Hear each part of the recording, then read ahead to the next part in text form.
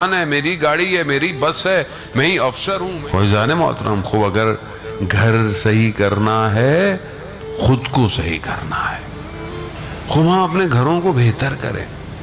आज माशरे में जितनी मुश्किलात हैं वो घर की वजह से।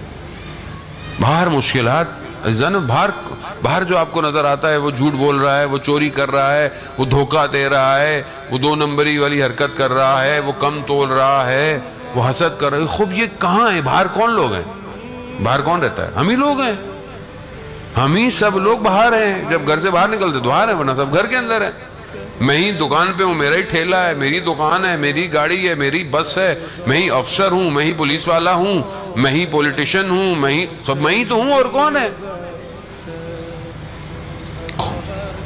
मैं कौन हूँ? मैं गोरख धंधा, मैं ही हूँ ये सब। जब मैं सही नहीं हूं तो सब खराब है बाहर। मैं सही हो गया सब ठीक हो जाएगा।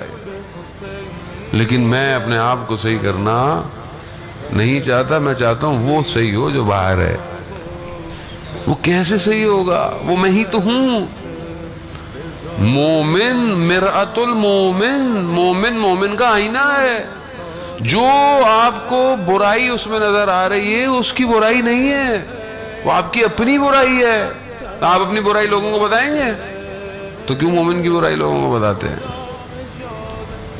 मोमिन की हुर्मत काबे की हुर्मत से अफजल है।